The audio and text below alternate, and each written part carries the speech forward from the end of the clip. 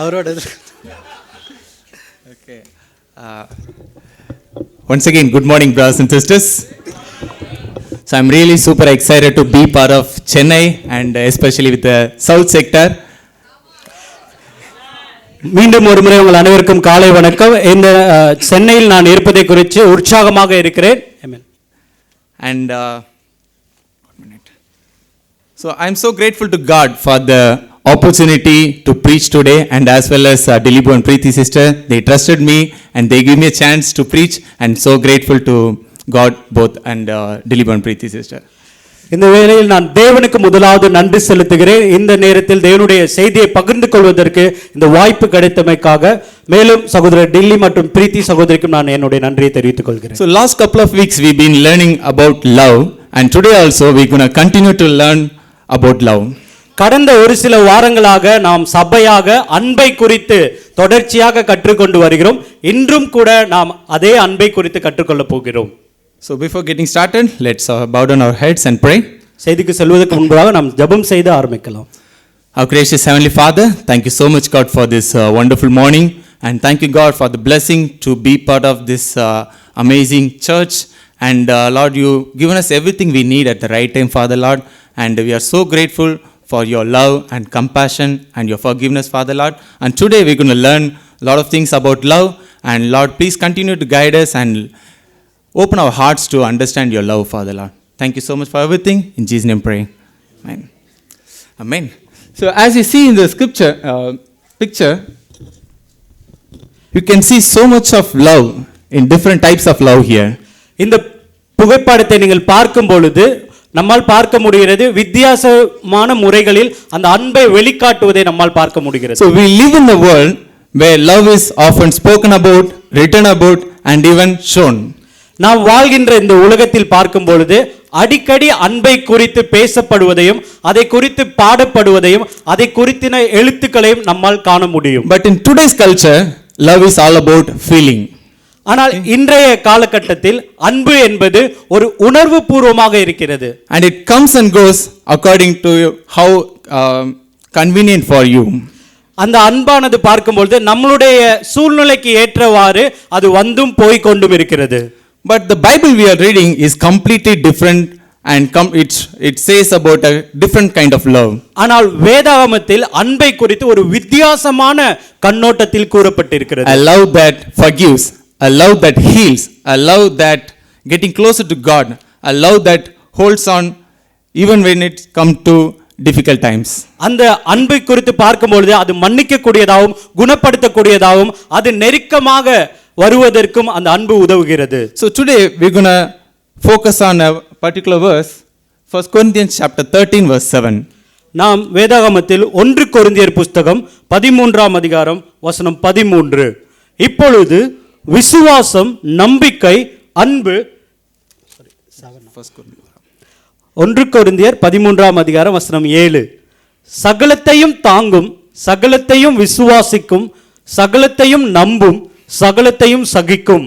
Amen. So Bible is talking about a very powerful love that helped many people to come to know God.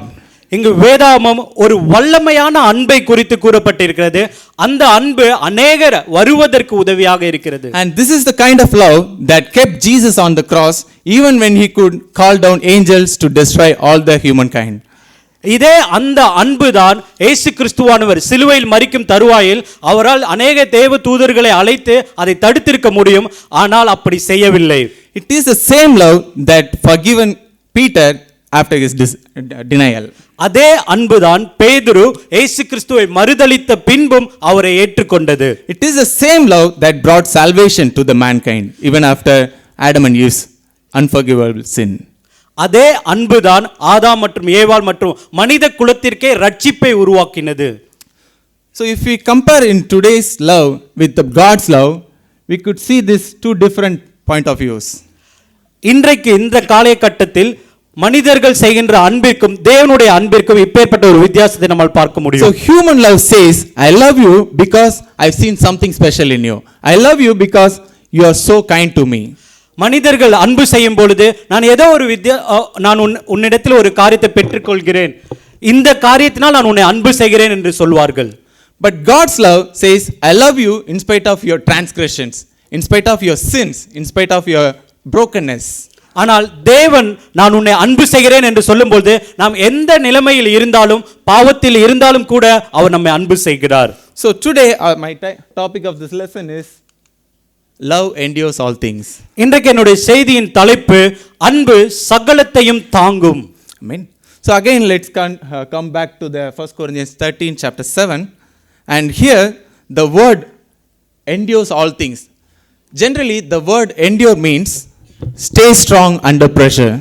இங்கு அந்த வசனத்தில் நாம் பார்க்கிறோம் அந்த அன்பானது சகலத்தையும் தாங்கும் என்று சொல்லப்பட்டிருக்கிறது. தாங்குதல் என்பதற்கு என்ன அர்த்தம் என்றால் எவ்வளவு அழுத்தங்கள் இருந்தாலும் அந்த அன்பு உறுதியாக இருப்பதை குறிக்கிறது. சகலத்தையும் சகிக்கிற அன்பு. Okay. So generally we all can bear something, we all can believe something, and we can hope for something. இன்றைக்கு நாம் பொதுவாக ஏதோ ஒரு காரியத்தை நம்பக்கூடியவர்களாக விசுவாசிக்கக்கூடியவர்களாக நம்முடைய வாழ்க்கையில் இருப்போம். But endurance comes at a big cost. ஆனால் சகிப்பு என்கின்ற காரியம் ஒரு மதிப்புமிக்க ஒன்றாக இருக்கிறது. So lasting love is built on the moments when quitting is found easier. நாம் ஒரு அந்த சகிக்கக்கூடிய அன்பானது நாம் ஒரு காரியத்தை விட்டுவிடலாம் என்று யோசிக்கின்ற அந்த தருவாயில் தான் உருவாகிறது. There is a reason why Paul wrote this the whole chapter about love between two different chapters. இங்கு பவுல் ஏன் இந்த அதிகாரத்தை எழுதினார் என்பதற்கு இரண்டு வித்தியாசங்கள் குறிப்பிடப்பட்டுள்ளது. So if we see in the Bible, the chapter 12 and chapter 14 is completely talking about the spiritual gifts. இங்கு நாம் பார்க்கும் பொழுது அதிகாரம் 12 மற்றும் அதிகாரம் 14 பார்க்கும் பொழுது ஆவிக்குரிய வரங்களை பற்றி பேசப்பட்டிருக்கிறது. But the 13th chapter is completely focused on love alone. ஆனால் இதற்கு நடுவில் வருகிற அதிகாரம் 13 அது அன்பை குறித்து மட்டுமே பேசுகிறது. So if we continue to read the chapter of 13, in the verse 8 says, prophecy, tongues, knowledge, everything will pass away except love. இங்கு நாம் பார்க்க வசனம் 8ஆம் வசனம் வாசிக்கும் பொழுது தீர்க்க தரிசனங்களானாலும் ஒளிந்து போம், அந்நிய பாஷைகளானாலும் ஓய்ந்து போம், அறிவானாலும் ஒளிந்து போம், அன்பு ஒரு காலும் ஒளியாது என்று சொல்லப்பட்டிருக்கிறது. In today's Christianity, many of the Christians think that the miracles, power and gifts are the main focus of Christianity. இன்றைக்கு கிறிஸ்தவர்களாக வாழ்கின்ற மக்கள் அதிகமாக எதை நோக்கி பார்க்கிறார்கள் என்றால் அற்புதங்கள், வல்லமைகள், வரங்களை பற்றி தான் யோசிக்கிறார்கள். They think that if I could do a miracle like Jesus or the apostles, or if I could heal a person when who comes to the church, I am a great person. இப்படியாக அவர்கள் எண்ணுகிறார், இயேசு கிறிஸ்துவை போன்று நான் குணமாக்கும் வரங்களை, அற்புதங்கள் செய்யக்கூடிய வரங்கள் எனக்கு வேண்டும், அப்படி நான் செய்தேன் என்றால் அது ஒரு சிறந்த காரியமாக எண்ணுகிறார்கள். But the Bible says giftedness is not the measure of maturity or spirituality. ஆனால் வேதாகமம் சொல்லுகிறது இந்த அற்புதங்களை செய்யக்கூடிய வரங்கள் கிறிஸ்தவ வாழ்க்கையின் முதிர்ச்சி கிடையாது. It says it is the measure of how much you love people and how much you love God. ஆனால் மாறாக நாம் எப்படி மற்றவர்களை அன்பு செய்கிறோம், எப்படி நாம் தேவனை அன்பு செய்கிறோம், அதன் மூலமாக அளவிடப்படுகிறது. Even Jesus taught the same thing to his disciples, that identity of a Christian or a disciple is love. இதைதான் இயேசு கிறிஸ்து தன்னுடைய சீஷர்களுக்கு சொல்லக்கூடியவராக இருந்தார். நீங்கள் அன்பு செய்கிறதுனால் என்னுடைய சீஷர்கள் என்று எல்லோரும் அடையாளம் கண்டு கொள்வார்கள். But in the first century, these things are looked upon everything in their generation. அந்த முதல் நூற்றாண்டு சீஷர்கள் வாழ்ந்த காலத்தில் இந்த அற்புதங்களும் வரங்களும் வல்லமைகளும் ஒரு பெரிதாக ஒன்றாக கருதப்பட்டது. But verse 13 says, these are not the main things of Christianity, but faith, hope and love. These are the main things each and every person or Christian should have in their life.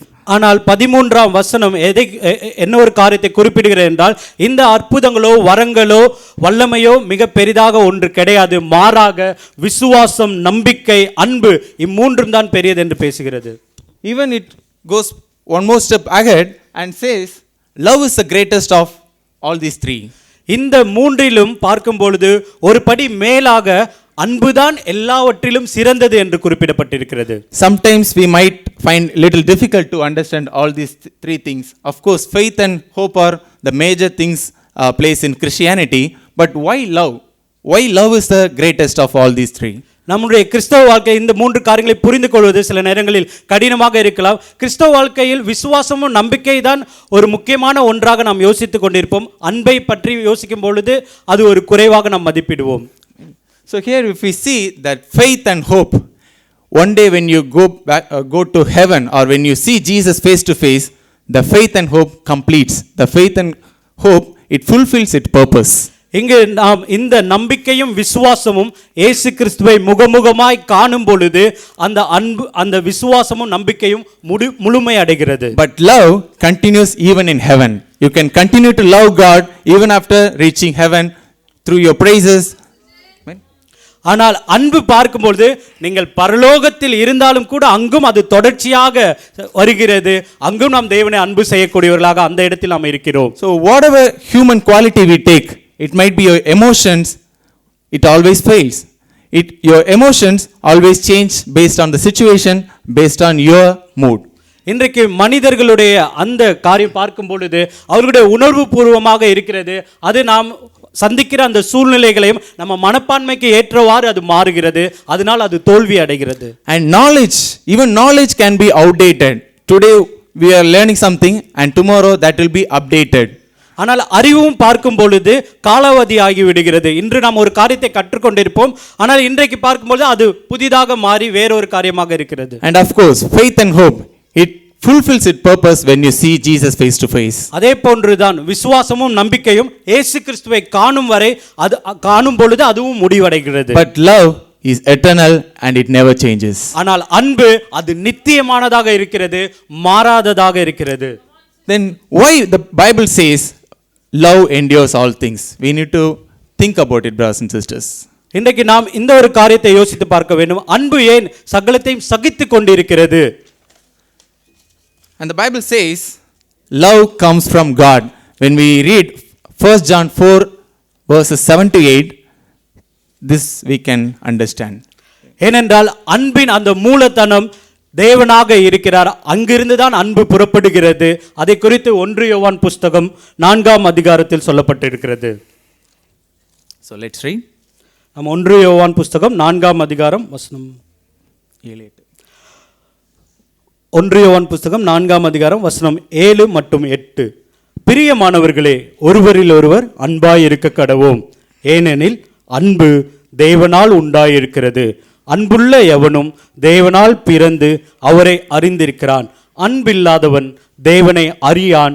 தேவன் அன்பாகவே இருக்கிறார். Amen. So why love endures everything means it comes from a source that never changes. God himself is the source. அன்பு ஏன் சகலத்தையும் தாங்கிக் கொள்ளக்கூடியதாக சகிக்கக்கூடியதாக இருக்கிறது என்றால், அந்த அன்பு எங்கிருந்து மூலப்பொருளாக வருகிறது என்றால் அது தேவனிடத்தில் இருந்து தான் வருகிறது. தேவன் அன்பாகவே இருக்கிறார். And the second thing we could see is love's nature is selfless. இரண்டாவதாக பார்க்கும் பொழுது அன்பு தன்னலமற்றதாக இருக்கிறது. So let's read a verse, Philippians chapter 2 verse 3 and 4. நாம் தொடர்ந்து பிலிப்பியர் புஸ்தகம் 2ஆம் அதிகாரம் வசனம் 3 4 நாம் வாசிக்கலாம்.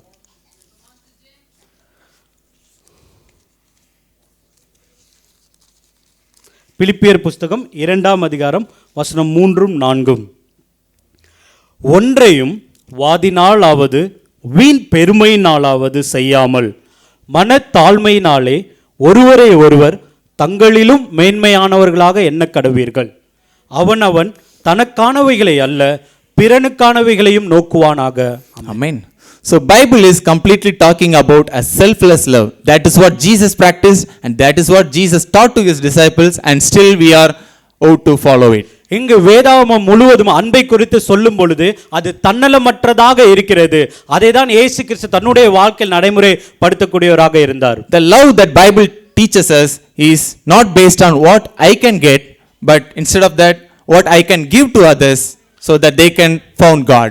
பைபிள் இப்படியாக சொல்லுகிறது, அன்பு என்பது தனக்கானவைகளை அல்ல பிறனுக்கானவைகளை நோக்குவதாக இருக்கிறது என்று குறிப்பிடப்பட்டிருக்கிறது. And selfish motives give up when they don't met their intentions. தனக்கானவைகளை நாம் தேடும் பொழுது அது நம்ம ஏமாற்றக்கூடியதாக இருக்கிறது. So let's continue to read about power of love. What love can do. தொடர்ந்து நாம் அன்பின் வல்லமை குறித்து பார்க்கலாம். அந்த அன்பு என்ன செய்ய முடியும்? So love can overcome all the obstacles in our life. அந்த அன்பு நம்முடைய வாழ்க்கையில் இருக்கிற எல்லா சூழ்நிலைகளையும் வெற்றி அடைய செய்கிறது. So we already read the scripture 1 Corinthians 13:7. It says love endures everything. நாம் ஏற்கனவே 1 கொரிந்தியர் 13வது அதிகாரம் வசனம் 7 படித்தோம்.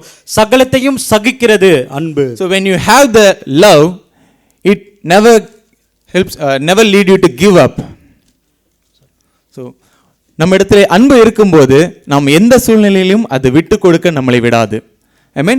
So what are the obstacles that we face in our daily life, brothers and sisters?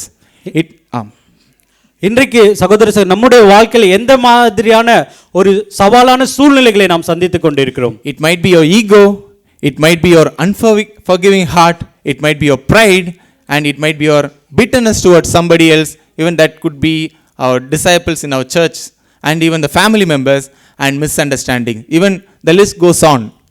நாம் இப்படிப்பட்ட சவால்களை தான் அனுதினம் நம்ம வாழ்க்கையில் சந்தித்துக் கொண்டிருக்கலாம். ஒருவேளை இருமாப்பாக இருக்கலாம், மற்றவர்களை மன்னிக்காதவர்களாக இருக்கலாம், பெருமையானவர்களாக இருக்கலாம், நம்முடைய சொந்த குடும்பத்தில் இருக்கிறவர்களை கூட நம்மால் ஏற்றுக்கொள்ள முடியாதவர்களாக இருக்கலாம், தவறாக புரிந்து கொண்டவர்களாக இருக்கலாம். When we choose love, the love can overcome all these obstacles in our life. ஆனால் நீங்கள் அன்பை தெரிந்து கொள்ளும் பொழுது இப்பேற்பட்ட எல்லா விதமான தடைகளையும் நம்மால் வெற்றி பெற முடியும். And the second thing is, when we have love in our hearts, it definitely reflects our God's heart in our life.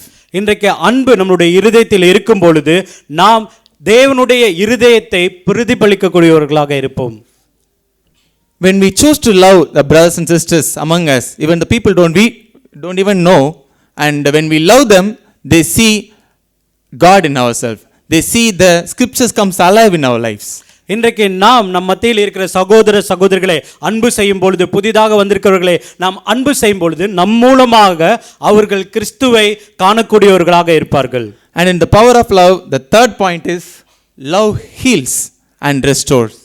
மூன்றாவது வல்லமை, அன்பின் வல்லமை பார்க்கும் பொழுது அது குணப்படுத்தக்கூடியதாகவும் மீட்டெடுக்கக்கூடியதாகவும் இருக்கிறது. Love can soften the hardened hearted person. அன்பு பார்க்கும் பொழுது கடினமான இருதயத்தையும் மென்மையாக மாற்றுகிறது. Love can rebuild the trust that is scattered. அன்பு பார்க்கும் பொழுது அந்த உடைந்த காரியங்களையும் அது மீண்டுமாக கட்டமைக்கிறது. Love can restore a person who feels like I am unworthy. நான் தகுதியானவன் இல்லை என்று எண்ணுகிறவரையும் மீண்டுமாக அது புதுப்பிக்கிறது. And we all know the parable of the prodigal son. நாம் அனைவருக்கும் தொலைந்து போன குமாரனை பற்றின கதை தெரியும். And the father chose to love his son even after he did a big mistake. Still he chose to love, and still he chose that enduring love. அந்த தகப்பனானவர் அந்த மகனை அன்பு செய்யக்கூடியவராக இருந்தார். அந்த மகன் அவருக்கு விரோதமாக அநேக தவறுகள் செய்திருந்தாலும் அவருடைய அன்பு ஒருபோதும் மாறவில்லை. And the love that father shows on his son gives a second chance or a new beginning in his life. அந்த தகப்பனானவர் அந்த மகனுக்கு காண்பித்த அன்பு அவருடைய வாழ்க்கையில் மீண்டும் ஒரு வாய்ப்பை கொடுக்கக்கூடியதாக இருந்தது. மீண்டும் அவருடைய வாழ்க்கையில் ஒரு புதிய துவக்கத்தை கொடுக்கக்கூடியதாக இருந்தது. And my fourth point is love transforms lives and communities. என்னுடைய நான்காவது புள்ளி அன்பானது அது பார்க்கும் பொழுது நம்முடைய வாழ்க்கையும் நம்முடைய சமுதாயத்தையும் மாற்றி அமைக்கிறது. Where there is love, there definitely changes people. எங்கெல்லாம் அன்பு இருக்கிறதோ அங்கு மக்கள் மாறுகிறார்கள். So love is the basic quality in every relationship, brothers and sisters. We can take marriages, we can take friendships, even families, church, children, everything. If we miss out the love, it becomes a very saddest thing to say. அன்பு எல்லா இடங்களிலும் காணப்படுகிறது. திருமண உறவுகளிலும், நண்பர்கள் மத்தியிலும், மற்ற ஒவ்வொரு இடத்திலுமே அந்த அன்பு காணப்படுகிறது. அன்பு இல்லை என்றால் அந்த இடமானது ஒரு மோசமாக இருக்கும். So we all know the story of Jesus calling his disciples. They were called when they were fishermen, but when Jesus called them, they become a big master's handpiece to change the world. நாம் அனைவருக்கும் தெரியும், இயேசு கிறிஸ்து அவருடைய சீஷர்களை அழைக்கும் பொழுது அவர்கள் சாதாரணமாக மீன்களை பிடிக்கிறவர்களாக இருந்தார்கள். ஆனால் இயேசு கிறிஸ்து அவர்களை ஒரு அசாதாரணமான மனிதர்களாக அவர் மாற்றக்கூடியவராக இருந்தார். We all know the story of Paul's conversion. When he was Paul, when he was Saul, he was persecuting the entire church. When he was transformed, and he made everyone among him to be transformed. நாம் அனைவருக்கும் சவுல் அவருடைய வாழ்க்கை தெரியும். அவர் சவுலாக இருக்கும் பொழுது அநேகரை துன்புறுத்தக்கூடியவராக இருந்தார். ஆனால் அந்த அன்பு அவரை பவுலாக மாற்றினது. அவர் அநேகரை ரட்சிப்புக்குள்ளாக கொண்டு செல்லக்கூடியவராக. That's what the Bible scripture in 2 Corinthians 5:14 says, for Christ's love compels us. அதேதான் 2 கொரிந்தியர் புஸ்தகம் 5ஆம் அதிகாரம் வசனம் 14 சொல்கிறது, கிறிஸ்துவின் அன்பு எங்களை நெருக்கி ஏவுகிறது. So all the disciples, even when we come to the church, this is what taught to us, and this is how we should love, and this is how we should do any responsibilities in the church. That's how we are taught us.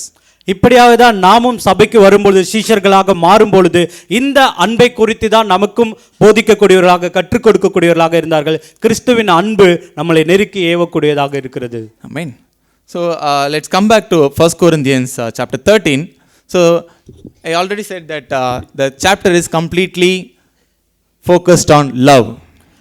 நாம் மீண்டுமாக 1 கொரிந்தியர் 13ஆம் அதிகாரம் வரலாம். அந்த அதிகாரம் முழுவதும் அன்பை குறித்து மாத்திரமே பேசுகிறது. ஸோ என்னுடைய சின்ன வயசில் இருக்கும்போது when I was in my Sunday schools, I was taught that எங்கெங்கெல்லாம் அந்த அன்பு அப்படிங்கிற பேர் இருக்கோ, அன்புங்கிற வார்த்தை இருக்கோ, அந்த வார்த்தைக்கு பதிலாக என்னுடைய பேரை அதில் வந்து போட்டு கண்டினியூ பண்ண வந்து I was taught from the, நான் சின்ன வயசில் இருக்கும்போது எனக்கு அப்படி கற்றுக் கொடுத்தாங்க. ஸோ அதே இடத்துல அன்றைக்கி நான் படிக்கும்போது வந்து எனக்கு அதோட இம்பேக்ட் அவ்வளோ தெரியல. அண்ட் அதை கரெக்டாக சொல்ல வேண்டிய முறை எப்படின்னாச்சுன்னா, அந்த லவ்ங்கிற இடத்துல when we replace that word love into Jesus, that becomes completely perfect sense. நீங்கள் அந்த அன்பு என்கின்ற வார்த்தைக்கு பதிலாக இயேசு கிறிஸ்து என்கின்ற வார்த்தையை நாம் வைத்து வாசிக்கும் பொழுது அது அவற்றிற்கு பொருந்தக்கூடிய ஒன்றாக இருக்கும். இயேசு கிறிஸ்து நீடிய சாந்தமும் தயவும் உள்ளவர். இயேசு கிறிஸ்துவுக்கு பொறாமை இல்லை. இயேசு கிறிஸ்து தன்னை புகழாது. இயேசு கிறிஸ்து இருமாப்பாய் இருக்க மாட்டார். இயேசு கிறிஸ்து அயோக்கியமானதை செய்ய மாட்டார். இயேசு கிறிஸ்து தற்பொழிவை நாட மாட்டார். இயேசு கிறிஸ்து சினமடைய மாட்டார். இயேசு கிறிஸ்து தீங்கு நினைய மாட்டார். இயேசு கிறிஸ்து அநியாயத்தில் சந்தோஷப்படாமல் சத்தியத்தில் சந்தோஷப்படுவார். இயேசு கிறிஸ்து சகலத்தையும் தாங்குவார். இயேசு கிறிஸ்து சகலத்தையும் விசுவாசிப்பார்.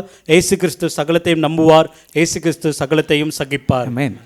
So when we read it in this way, nobody can forsake or nobody can neglect this or nobody can இதை ஏற்றுக்க முடியாதுன்னு யாராலையும் சொல்ல முடியாது. Because that was true. And Jesus வந்து அதை கம்ப்ளீட்டாக எல்லா மனுஷங்களும் பார்க்குறபடியாக அவர் ரிஃப்ளெக்ட் பண்ணார், வாழ்ந்து காட்டினார், மற்றவங்களுக்கும் கற்றுக் கொடுத்தாரு. ஐ மீன், ஸோ நான் என்னோடய சின்ன வயசில் இருக்கும்போது ஐ want to share few things about my life. And நான் என்னோடய சின்ன வயசில் இருக்கும்போது இதே விஷயத்தை எனக்கு கற்றுக் கொடுத்தாங்க. அப்போ எனக்கு அதோடைய அர்த்தமே புரியல. நான் வளர்ந்து வரும்போது இதனோட மீனிங் எனக்கு புரியல. என்னுடைய பேர் அதில் வச்சு படித்தாலும் அது எந்த இடத்துலையுமே அது சூட் ஆகவே இல்லை. So that's how I came to church. அப்படி தான் எனக்கு சபைக்கு வரக்கூடிய நான் இருந்தேன் இன் 2015. ஸோ 2015 நான் வரும்போது I was very reserved person. என்னை யாரையும் என் பக்கத்தில் அதிகமாக சேர்த்துக்க மாட்டேன். பட் பிரதர்ஸ் வந்து எனக்கு பைபிள் ஸ்டடி பண்ணும்போது வசனங்கள் நிறைய அதிகமாக இம்பேக்ட் பண்ண ஆரம்பிச்சு. எஸ்பெஷலி டிசைபிள்ஷிப், சீஷத்துவங்கிற வரும்போது I thought I came from a very traditional and strong Christian background. எங்கள் அம்மா வந்து ப்ரேயர் ஆர் சர்ச் ரிலேட்டடான விஷயங்களுக்கு எப்போவுமே காம்ப்ரமைஸ் பண்ணவே மாட்டாங்க. சில நேரம் நாங்கள் ப்ரே பண்ணலன்னா எங்களுக்கு சாப்பாடே கிடைக்காது, அந்த மாதிரி தான் இருக்கும். ஸோ ஆனால் நான் வளர என்ன ஆச்சுதுன்னா, பாவம் பண்ணுறதுக்கான நானே என்னை நிறைய மாற்றிக்க வேண்டியதாக இருந்துச்சு. ஸோ சர்ச்சுக்கு வந்து பைபிள் படிக்கும்போது தான் நான் வாழ்கிற வாழ்க்கை ரியலான கிறிஸ்டியன் லைஃப் இல்லை அப்படிங்கிறது தெரிஞ்சுக்கிட்டேன். So within a month brothers help me to get baptised. And ஒரு மாதத்துலேயே வந்து நான் ஸ்ரீஷராக மாறினேன். ஸோ ஸ்ரீஷராக மாறி ஒரு 2 வருஷம் வந்து லைஃப் ரொம்ப ஸ்மூத்தாக போயிட்டு இருந்துச்சு. நம்ம அந்த விதை ஓமையில் படிக்கிற மாதிரி மேலோட்டமாக மண் இருக்கிற ஒரு கற்பாறை இடையில விழும்போது அது குயிக்காக வளர்ந்துடும். ஆனால் வெயில் ஏறும்போது அப்படியே கரிஞ்சு போன மாதிரி தான் என் லைஃப் இருந்துச்சு. ஸோ நான் சர்ச்சுக்கு வரும்போது வந்து actually is one of the reason that I join the ministry. So reason means inspiration. So நான் சர்ச்சுக்கு வரும்போது வந்து he was part of the Dindigul mission team. Mission டீமில் இருக்கும்போது அவங்க டெய்லி வந்து இவாஞ்சலிசம் பண்ணோம், நிறைய பேர் கூட பைபிள் ஸ்டடி பண்ணோம். நான் சாட்டர்டே சண்டேஸில் வந்து எனக்கு லீவ் இருக்கும்போது காலையிலே அவங்களோட போயிடுவேன். ஸோ இது மிஷன் டீம் ட்ரைனிங்கே தெரியாமல் அவங்களோட நான் இருப்பேன். அவங்க எனக்கு ராஜா வந்து எனக்கு நிறைய இடங்களில் வந்து எப்படி இன்வைட் பண்ணணும்னு சொல்லி கொடுத்துருக்காரு, எப்படி ஒருத்தங்க கூட ஒரு கான்வர்சேஷன் பில்ட் பண்ணணும்னு சொல்லி கொடுத்தேன். அப்படி தான் வந்து நான் கற்றுக்கிட்டேன். ஸோ நான் என்னுடைய ஃபர்ஸ்ட் கான்ஃபரன்ஸ் வந்து திண்டுக்கல் மிஷன் டீமோடைய அங்கே பிளான்டேஷன். ஸோ அப்போ தான் எனக்கு தெரிஞ்சது, அப்போ இவங்க எல்லாருமே ஃபுல் டைம் மினிஸ்டர்ஸ் வேற ஒரு இடத்துக்கு போயிட்டு அவங்க மினிஸ்ட்ரி பண்ண போகிறாங்கன்னு தெரிஞ்சுது. ஸோ நான் காலேஜ் முடிக்கும்போது வந்து இதே மாதிரி நானும் ஒரு மிஷன் டீம் போகணுன்னு அப்போ ஆசைப்பட்டேன். ஸோ அதுக்கப்புறமா ஒரு 2 வருஷத்துக்கு அப்புறமா அந்த டிசைர் எல்லாமே கம்ப்ளீட்டாக மாறிடுச்சு. ஸோ நான் காலேஜ் படிக்க ஸ்டார்ட் பண்ணும்போது என்னுடைய ஆசைகள் நிறைய மாற ஆரம்பிச்சுது. என்னுடைய ப்ரிஃபரன்ஸ் நான் தேர்ந்தெடுக்கிற விதங்கள் நிறைய மாற ஆரம்பிச்சுது. நிறைய உலக பிரகாரமாக போகக்கூடியதாக இருந்தேன். இன்ஃபேக்ட் நான் ஓப்பனாக சொல்லணும் அப்படின்னா, நான் டிசைப்பிள் ஆகிறதுக்கு முன்னாடி நான் செஞ்ச பாவங்களை விட நான் டிசைப்பிள் ஆகி ஒரு 2 வருஷத்தில் நான் செஞ்ச பாவங்கள் ரொம்ப அதிகம். ஸோ அந்த 2 வருஷமாக வந்து 2017 to 19, ஸோ இந்த 2 வருஷம் வந்து என் லைஃப்பில் என்ன நடந்துன்னு யாருக்குமே தெரியாது. சர்ச் பிரதர்ஸ் நிறைய பேர் வீட்டுக்கு விசிட் பண்ண வருவாங்க. எல்லாரோட ஃபோன் கால்ஸுமே வந்து சைலண்ட்டில் வச்சுருப்பேன்.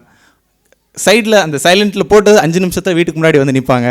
அவங்களுக்கு என்ன காரணம் சொல்ல முடியாது, ஏதாவது ஒன்று சமாளித்து அப்படி தான் போயிட்டு இருந்துச்சு. ஆனால் அந்த 2வது வருஷம் எந்தெந்த விஷயங்கள்லாம் நான் தேடி ஓடினோ அது எல்லா விஷயங்களும் ஸ்டார்டிங்கில் ரொம்ப சந்தோஷமாக இருந்துச்சு. ஐ தாட் நான் என்னுடைய யங் ஏஜ் லைஃப்பை ரொம்ப என்ஜாய் பண்ணுறேன்னு நினச்சிட்டு இருந்தேன். எனக்கு என்னென்ன தேவையோ அது எல்லாமே கிடச்சிது. ஆனால் அந்த 2வது வருஷம் முடியும் போது எதுக்காக நான் இதெல்லாம் சூஸ் பண்ணேன் அப்படிங்கிறது வந்து ரொம்ப என்னை வந்து பேர்டன் பண்ணக்கூடியதாக இருந்துச்சு. என்னால் அது யார்கிட்டையும் பேசுகிறதுக்கும் கான்ஃபிடென்ட் இல்லை, என்னால் மாற முடியுங்கிறதும் கான்ஃபிடென்ட் இல்லை. ஸோ ஃபர்ஸ்ட் டைமாக in 2 years ஒரு பிரதர்கிட்ட நான் ஓப்பன் அப் பண்ணேன். ப்ரோ, இந்த 2 வருஷத்தில் என் லைஃப்பில் இது தான் நடந்துச்சு அண்ட் நான் மறுபடியும் என்னால் மாறணும்னு நினைக்கிறேன், என்னால் முடியல. நீங்கள் உங்களுக்கு விருப்பம் இருந்தால் எனக்கு ஹெல்ப் பண்ணுங்கள், I am ready to change அப்படின்னு சொன்னேன். பட் அதுக்கப்புறமா அந்த பிரதர் வந்து ஓகே, ஸோ இது வரைக்கும் நடந்ததெல்லாம் விட்டுடலாம், நான் உனக்கு ஹெல்ப் பண்ண ரெடியாக இருக்கேன் அப்படின்னு சொல்லிட்டு அவர் சொன்னார். அதுக்கப்புறமா வந்து அவர் ஒரு எக்ஸ்பெக்டேஷன் கொடுத்தார், you should never miss a meeting. எந்த கூட்டங்களையும் மிஸ் பண்ணக்கூடாது, உன் லைஃப்பில் எது நடந்தாலும் வெளிப்படையாக என்கிட்ட பேசணும்னு சொன்னார். ஸோ அன்றைக்கி அந்த ஒரு டெசிஷன் வந்து நான் அன்றைக்கி எடுத்த டெசிஷன். அதுக்கப்புறமா என்னுடைய college studies 3rd year and 4th year படிக்கும்போதும் என்னோடய காலேஜ் முடிச்சு நான் அரௌண்டு ஒரு 6 o'clock வருவேன். ஆனால் நைட்டு வீட்டுக்கு நான் போகிறதுக்கு 12 o'clock ஆகும். அது வரைக்கும் யார் யாரெல்லாம் மீட் பண்ண முடியும், யார் யார் கூட பைபிள் படிக்க முடியும் அப்படிங்கிறதான் வந்து என்னோடய ஃபோக்கஸாக இருந்துச்சு. அது எல்லாத்தையுமே செய்கிறதுக்கு எனக்கு ஹெல்ப்ஃபுல்லாக இருந்த ஒரே ஒரு விஷயம், ஐ அண்டர்ஸ்டாண்ட் எந்த அளவுக்கு தேவன் என்னை மன்னிப்பு கொடுத்துருக்காரு, எந்த அளவுக்கு தேவன் என்னோடய வாழ்க்கையில் இன்னும் ஒரு வாய்ப்பு கொடுத்துருக்கிறாரு அவர் சூஸ் பண்ணுறதுக்கு அப்படிங்கிற நான் புரிஞ்சுக்கிட்டேன். ஸோ அந்த ஒரு ரீசன் தான் மெயினாக என் மைண்டில் இருந்துச்சு. காலேஜ் முடிஞ்சதுக்கப்புறமாவும் காலேஜ் ஒர்க் இருந்தாலும் வந்து விடிய காலையில் ஏர்லி மார்னிங் எழுந்திருந்து பண்ணுவேன். Evening time fully focused on mission ministry, அப்படி தான் இருந்துச்சு என்னோடய life. So college final year வரும்போது அடுத்து வேலைக்கு போகணும் அப்படிங்கிறது வந்து ஒரு மேஜரான ஒரு தேவையாக இருந்துச்சு. Because I am the first graduate in my family. என்னுடைய குடும்பத்தில் என்னுடைய தேவை அதிகமாக இருந்தது. ஆனால் ஒரு பயம் வர ஆரம்பிச்சுது. என்ன அப்படின்னா, அந்த 2 வருஷத்தில் நடந்த விஷயம் மறுபடியும் நான் வேலை, நிறைய பணம் சம்பாதிக்கும். அஃப்கோர்ஸ் நான் படித்ததுக்கு வந்து நாகர்கோயிலில் பெருசாக ஒரு ஸ்கோப் கிடையாது. ஸோ எனக்கு வெளியூரில் பண்ணணும், ஈவன் ஸோ வெளிநாட்டில் பண்ணணும் அப்படிங்கிறதா வந்து என்னோடய டிசைராக இருந்துச்சு. ஆனால் அந்த மாதிரிலாம் பண்ணியாச்சுன்னா நான் காட் அவுட் அகெயின் மறுபடியும் மோசமாக போயிடுவனோ அப்படிங்கிற அந்த பயம் இருந்துச்சு. ஸோ அப்போ தான் வந்து I got a call to serve the Theni mission team already போயிட்டாங்க, பட் ஃபார் ஃபியூ மந்த்ஸ் வந்து அவங்களுக்கு சப்போர்ட் பண்ணணும்னு சொல்லும்போது I took it as a opportunity to show my gratitude. என்னுடைய நன்றி உணர்வை தேவனுக்கு காட்டுற ஒரு விதமாக தான் வந்து நான் அதை யோசித்தேன். ஈவன் நான் மினிஸ்ட்ரிக்கு வரும்போது கூட அந்த அன்பை பற்றி அதிகமாக எனக்கு அண்டர்ஸ்டாண்டிங்கே கிடையாது. நான் நாகர்கோயிலேருந்து வரும்போது ஒரு சில பேரோட ஒரு உறவு முறை அவங்களோட சரியாகவே இல்லை. நான் நினச்சேன் தேனிக்கு போகிறது வந்து இவங்களெல்லாம் இதுக்கப்புறம் நான் பார்க்கவே மாட்டேன் அப்படிங்கிற ஒரு அண்டர்ஸ்டாண்டிங்கில் தான் வந்தேன். ஆனால் தேனிக்கு வந்ததுக்கப்புறமா தான் பார்த்தேன். ஸோ தேனிக்கு வந்ததுக்கப்புறமா தான் ஒரு உறவு முறையோட வேல்யூ என்னங்கிறது புரிஞ்சுக்க ஆரம்பித்தேன். ஏன்னா ஊரில் எல்லா இடத்துலையுமே வந்து எனக்கு தெரிஞ்சவங்க இருந்தாங்க. ஈவன் பக்கத்து தெரு போன கூட பைக் இல்லாமல் போக மாட்டேன். ஆனால் தேனியில் வந்து அங்கே அதுக்கான தேவையே இல்லை. நிறைய இவாஞ்சலிசம்காக நடக்கணும், அங்கே எப்படியாவது நான் வந்து நிறைய பேரோட வாழ்க்கையை மாற்றணுங்கிறதுக்காக இவாஞ்சலிசம் போனேன்னா ஒரு சாலிடாக ஒரு நாளைக்கு வந்து 8 to 10 kilometers நடக்கிற மாதிரி இருக்கும். அண்ட் அது எல்லாமே வந்து நான் வந்து பேர்டன்டாக பார்க்கல. அது எல்லாமே வந்து தேவன் எனக்கு கொடுத்த இன்னொரு வாய்ப்புக்கு நான் நன்றி உணர்வாக இருக்கிற ஒரு விதமாக பார்த்தேன். ஸோ காட் அது மூலமாக நிறைய ப்ளெஸ் பண்ணாங்க, நான் பர்சனலாக நிறைய கற்றுக்கிறதுக்கு. ஸோ அதுக்கப்புறமா தான் அந்த உறவு முறைகளை எப்படி வேல்யூ பண்ணணும், அந்த உறவு முறையில் எப்படி அதை சகிக்கணும் அப்படிங்கிறத வந்து நான் கற்றுக்கக்கூடியனாக இருந்தேன். அதுக்கு முன்னாடி வரைக்கும் ஐ வாஸ் ஒரு ஷார்ட் டெம்பர் மாதிரி, ஈஸியாக கோவம் வந்துடும், பிடிக்கல அப்படின்னாச்சுன்னா அந்த ரிலேஷன்ஷிப்பை இமீடியட்டாக பிரேக் பண்ணிட்டு போயிடும், அப்படி தான் நான் இருந்தேன். ஆனால் தேனி மினிஸ்ட்ரிக்கு வந்ததுக்கப்புறமா அது கம்ப்ளீட்டாக எனக்கு காட் வந்து ப்ளெஸ் பண்ணாங்க அதுலேருந்து மாறுறதுக்கு. ஈவன் சென்னைக்கு வந்தால் கூட இந்த ஆல்மோஸ்ட் இந்த 4.5 இயர்ஸ்லேயும் நிறைய இடங்கள் நான் ஸ்ட்ரகிள் பண்ணியிருக்கேன் to have that enduring love, அந்த சகித்து கொள்கிற அன்புக்கு. பட் ஸ்டில் ஒரே ஒரு விஷயம் மைண்டில் வரும், என்ன அப்படின்னாச்சுன்னா, காட் உனக்கு ப்ளெஸ் பண்ணியிருக்காரு, காட் உனக்கு செகண்ட் சான்ஸ் கொடுத்துருக்காரு, நீ செஞ்ச எல்லா பாவத்தையும் வந்து காட் சகிச்சுக்கிட்டாரு, நான் நீ திரும்ப பண்ணோம். அந்த ஒரு விஷயந்தான் இன்றைக்கி வரைக்கும் எனக்கு உதவி பண்ணிகிட்ருக்கு. And of course I want to give thanks to you. இன்றைக்கி நான் சென்னைக்கு வரும்போது வந்து ஐ டென்ட் எக்ஸ்பெக்ட் இங்கே இருக்கிற எல்லாருமே வந்து ஈஸியாக பழகுவீங்க அப்படின்னு. And I was surprise to see that many people came and encouraged me. And நான் சின்ன சர்ச்லேருந்து வர்றதுனால வந்து யாரும் என்ன ரொம்ப டிஸ்டன்ட்டில் வச்சுலாம் பார்க்கல. நீங்கள் எல்லாருமே உங்களுடைய சப்போர்ட் கொடுத்தீங்க, என்கரேஜ் பண்ணியிருக்கீங்க, நிறைய இடங்களில் என்னை ட்ரஸ்ட் பண்ணியிருக்கீங்க. And I am so grateful. Thank you so much brothers and sisters for everything. Okay, so இந்த மாதிரி தான் என்னுடைய வாழ்க்கையில் அந்த தேவனுடைய அன்பை நான் உணர்ந்து கொள்ளக்கூடியனாக இருந்தேன். And I want to share few secrets about how we can grow in our enduring love. அந்த சகிப்புத்தன்மைக்கான அன்பின் சில ரகசியங்களை நாம் பார்க்கலாம். Amen. So first thing is, as we already read, that draw strength from God daily. God is our source of strength. நாம் முதல் அந்த புள்ளியாக பார்க்கும்பொழுது நம்முடைய மூலப்பொருள் இயேசு கிறிஸ்துவாக இருக்கிறார். அவரிடத்திலிருந்து நாம் அனுதினமும் நம்மால் அன்பை பெற்றுக்கொள்ள முடியும். So I wanted to share one small illustration. And இந்த கப்பில் வந்து தண்ணி இருக்கு. ஸோ ஓகே, ஸோ இந்த கப்பில் வந்து தண்ணி இருக்கு, இந்த கப் வந்து empty cup. So let's take this is God, this cup is God, and the water in it is the love. So okay, இந்த ஒரு உதாரணத்தை நம்ம பார்க்கலாம். இந்த ஒரு கப்பானது பார்க்கும் பொழுது அது தேவனை குறிப்பிடுகிறது, அதில் இருக்கிற அந்த தண்ணி வந்து அன்பை குறிப்பிடுகிறது. Okay, so now the cup is filled with water and it can share it to others. இந்த அந்த பாத்திரம் பார்க்கும்போது தண்ணீரால் நிரம்பி இருக்கிறது, அதை நாம் மற்றவர்களுக்கு கொடுக்க முடியும். And this cup is me and each and every one of us. So I was very empty, there is nothing in it. இந்த இன்னொரு பாத்திரம் பார்க்கும்போது அது நாமாக இருக்கிறோம், அவற்றில் எதுவுமே இல்லை, அது வந்து வெறுமையான காலியான பாத்திரம். And especially I don't have love in me. That God has love, God is love, and I don't have love, I am not love. நாம் பார்க்கும் பொழுது தேவன் அன்பாக இருக்கிறார், ஆனால் நான் அன்பாக இல்லை, அன்பு என்னிடத்திலும் இல்லை. When I get closer to God and when I get love from God, and now I have the love of God. நான் தேவனிடத்தில் நெருங்கி வரும் பொழுது தேவனிடத்திலிருந்து அந்த அன்பை பெற்றுக்கொள்கிறேன், இப்பொழுது என்னிடத்தில் அன்பு இருக்கிறது. And now this becomes equal. God has love and I have the love of God, and now I can give it to somebody else. இப்பொழுது பார்க்கும்பொழுது இந்த இரண்டு பாத்திரங்களும் சமமாக இருக்கிறது, இப்பொழுது என்னிடத்திலும் அன்பு இருக்கிறது, என்னாலும் மற்றவர்களுக்கு அந்த அன்பை பகிர்ந்து கொடுக்க முடியும். Exactly, brothers and sisters, when we have love we can always share it to others. When we don't have anything, I don't have anything to give it to others. இதேதான் சகோதரர்களே, நம்மிடத்தில் இல்லாத ஒன்றை வேறொருவருக்கு நம்மால் கொடுக்க முடியாது, நம்மிடத்தில் இருக்கும் பொழுதுதான் மற்றவர்களுக்கு நம்மால் கொடுக்க முடியும். Even after becoming disciples, brothers and sisters, when we choose to go closer to God, we always learn His love. நாம் சீஷர்களாக இருக்கும் பொழுது, நாம் அவரிடத்தில் நெருங்கும் பொழுதுதான் அவருடைய அன்பை நம்மால் புரிந்து கொள்ள முடியும். Our daily prayer times and our daily Bible reading always helps us to refill that cup with God's love. நாம் அனுதினமும் ஜெபம் செய்யும் பொழுதும் அனுதினமும் வேத வாசிக்கும் பொழுது நம்முடைய பாத்திரத்தில் மறுபடியுமாக அந்த அன்பை நம்மால் எடுத்துக்கொள்ள முடியும். And second thing, we need to understand that how much we've been forgiven from our sins, how much God given us a second chance. இன்றைக்கு இரண்டாவது புள்ளியாக நான் பார்க்கும்போது எந்த அளவிற்கு எனக்கு மன்னிக்கப்பட்டிருக்கிறது என்பதை நாம் ஒவ்வொரு முறையும் நினைவு கூற வேண்டும். So let's read a verse, Luke chapter 7 verse 47. நம்ம ஒரு வசனத்தை வாசிக்கலாம். லூக்கா புஸ்தகம் 7ஆம் அதிகாரம் வசனம் 47. லூக்கா புஸ்தகம் 7ஆம் அதிகாரம் வசனம் 47. ஆதலால் நான் உனக்கு சொல்லுகிறேன், இவள் செய்த அநேக பாவங்கள் மன்னிக்கப்பட்டது, இவள் மிகவும் அன்பு கூர்ந்தாளே. எவனுக்கு கொஞ்சம் மன்னிக்கப்படுகிறதோ அவன் கொஞ்சமாய் அன்பு கூறுவான் என்று சொல்லி. ஆமென். Amen. So Bible is very clear that when we understand that I was forgiven a much, I always chose to love others a much. இன்றைக்கு வேதாமம் மிக தெளிவாக கூறுகிறது, நான் எவ்வளவு மன்னிக்கப்பட்டிருக்கிறேன் என்பதை நாம் உணரும் பொழுதுதான் நம்மால் மற்றவர்களை மன்னிக்க முடியும். நாம் அதிகமாக மன்னிக்கப்பட்டிருக்கிறோம் நம்ம புரிஞ்சுக்கிட்டோம் அப்படின்னா எப்போவுமே நம்ம மற்றவங்களுடைய பாவங்களையும் மற்றவங்க நமக்கு விரோதமாக செய்கிற விஷயங்களையும் அதிகமாக மன்னிக்கிறதுக்கு ரெடியாக இருப்போம். நாம் ரொம்ப குறைவாக மன்னிக்கப்பட்டிருக்கிறேன், என்கிட்ட பாவமே இல்லை, அதனால் நான் செஞ்ச பாவங்கள் குறைவு, அதுக்கு மன்னிப்பும் கம்மியாக தான் இருக்குது அப்படின்னாச்சுன்னா நம்ம எப்போவுமே மற்றவங்கள இயேசு கிறிஸ்துவை போல மன்னிக்க முடியாது.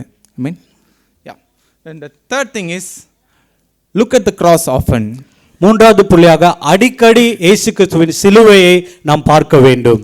Romans chapter 5 verse 8 says, God demonstrated his love for us that while we are still sinners Christ died for us. இங்கு ரோமர் புஸ்தகம் 5ஆம் அதிகாரம் வசனம் 8 இப்படியாக குறிப்பிடப்பட்டிருக்கிறது, நாம் பாவிகளாய் இருக்கையில் கிறிஸ்து மரித்ததினாலே அன்பு இன்னதென்று விளங்கப்பட்டிருக்கிறது.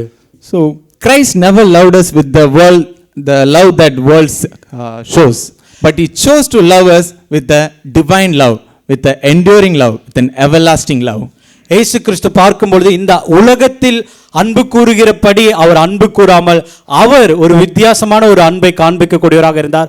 அந்த அன்பு சகலத்தையும் சகிக்கக்கூடிய ஒரு அன்பாக இருக்கிறது. And of course, showing our love to other person who hurts us is not an easy thing, but when we look up to the Calvary or the cross, we always find it easier to forgive others. நம்மை ஒருவர் காயப்படுத்தும் பொழுது அவரை மன்னிப்பது என்பது சுலபமான காரியம் கிடையாது. அப்படி ஒரு சூழ்நிலை வரும் பொழுது நாம் இயேசு கிறிஸ்துவின் அந்த கல்வாரி சிலுவையை நாம் நினைவு கூற வேண்டும். அப்பொழுது நம்மால் மன்னிக்கிறதற்கு நம்மால் முடியும். So next time when you found yourself in a moment that you are really struggling to love others, just remember this verse and just remember the cross and just remember how much Jesus forgives you. நம்மால் மற்றவர்களை மன்னிக்க முடியாத ஒரு சூழ்நிலை வரும் பொழுது நாம் உடனடியாக இந்த காரியங்களை நாம் நினைவு கூற வேண்டும். இயேசு கிறிஸ்துவின் சிலுவையை நினைவு கூற வேண்டும், இந்த வசனங்களை நினைவு கூற வேண்டும். அப்படி நாம் நினைவு கூறும் பொழுது நிச்சயமாக நம்மால் அந்த காரியத்திலிருந்து மாற முடியும். And I have few reflection questions to reflect in our quiet times. சில தனிப்பட்ட பிரதிபலிப்பு கேள்விகள் இருக்கிறது, அது உங்களுடைய ஜெப நேரத்தில் இந்த கேள்விகளை கேட்டுக்கொள்ளுமாறு. First thing is, do I see love as a temporary feeling or a lasting commitment that reflects God's nature? அன்பை நான் ஒரு தற்காலிகமாக உணர்வாக பார்க்கிறேனா அல்லது தேவனின் இயல்பை பிரதிபலிக்கும் நீடித்த உறுதிப்பாடாக பார்க்கிறேனா? The second thing is there someone I've stopped loving or forgiving because it feels too hard? மிகவும் கடினமாக இருப்பதால் நான் யாரையாவது நேசிப்பதையோ மன்னிப்பதையோ நிறுத்தி விட்டேனா? Third question is, how can I reflect God's enduring love in my family, friendships and church community?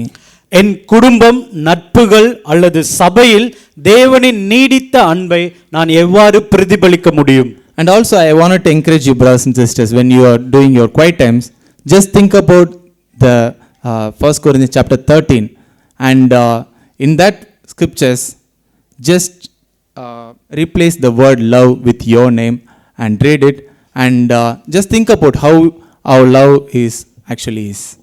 நான் உங்களை அனைவரையும் உற்சாகப்படுத்துகிறேன் சகோதர சகோதரிகளே. உங்களுடைய அதிகாலை அந்த ஜெப நேரத்தில் நீங்கள் தனிப்பட்ட விதத்தில் 1 கொரிந்தியர் புத்தகம் 13ஆம் அதிகாரம் வாசிக்கும்படி கேட்டுக்கொள்கிறேன். அதில் அன்பு என்கின்ற வார்த்தைக்கு பதிலாக உங்களுடைய பெயரை வைத்து அதில் வாசிக்கும்படி கேட்டுக்கொள்கிறேன்.